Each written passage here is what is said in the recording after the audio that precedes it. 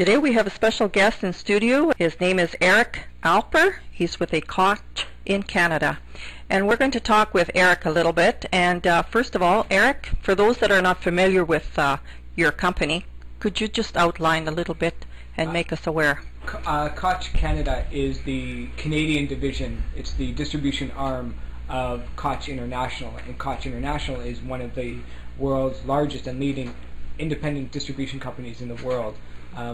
We also have Koch Records, which is a record label that that Koch owns, that has things like the Crow soundtrack. It has the American Psycho soundtrack, but primarily around the world it's known as a distribution company. I see.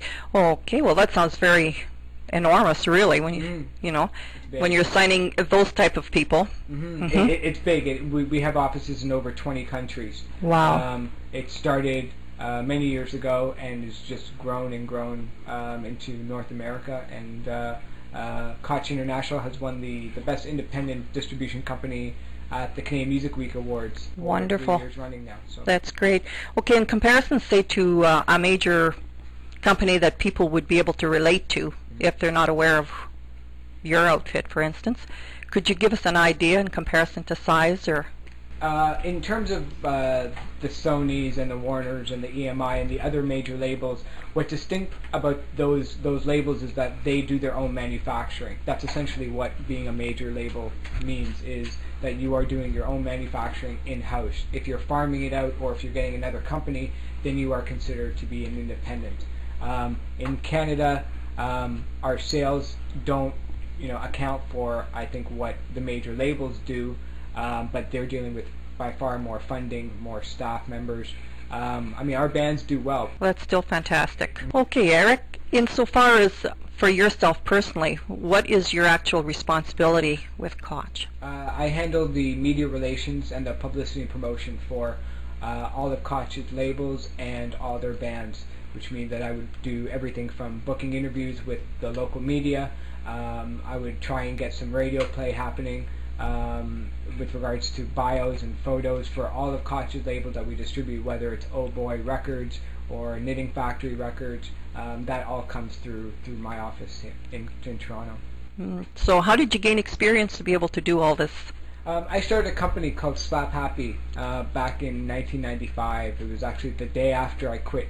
I didn't quit. I graduated university. I quit learning in school, and I started my own publicity company with a partner. And we only worked with independent bands. We wanted to help out indie bands that were playing, in bars and in clubs in Toronto. We just felt that there was a lot of misinformation out there about maybe how to get signed or how to make your money back on your CDs that the bands worked so hard to spend. So we felt that we should, try and help them out and give them a little bit more of a leg up on being the best success that they could be. That's commendable, because that's exactly one of the big problems, major problems, is for any of the bands is to get a label or to even get signed anywhere. Okay, Eric, in order for you to be aware what's going on with musicians and the indie world and so on, you would almost have to make me think that you were a musician?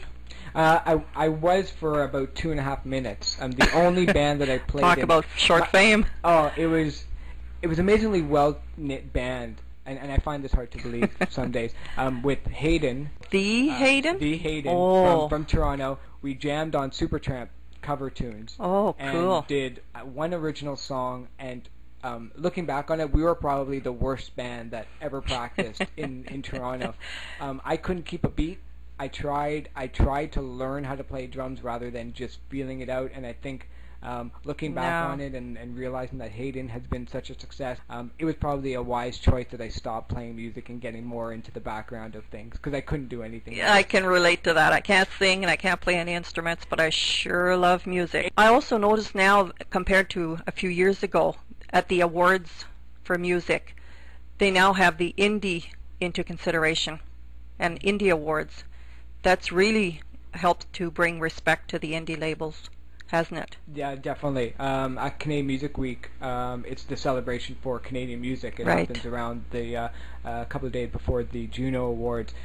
It's a chance for the industry to honor, the very best in whether it's music or distribution and other parts of the industry like that. Koch International has won the Best Independent Distributor Award for the last 3 years. That's definitely, it's a nice pat on the back, but it makes us work that much harder to know that we have a standard to live up to. Definitely, I mean, awards like that are great, for the time being, but then, come Monday morning, everybody knows that they have to work hard in order to maintain that. True, but at least there's some recognition now, which is, I think, wonderful. Definitely, I mean, awards like that are great, and it just, to me, it just means that independent doesn't necessarily have to mean sloppy. It doesn't have to be, working on a bare It's not bones second operation. class. Exactly.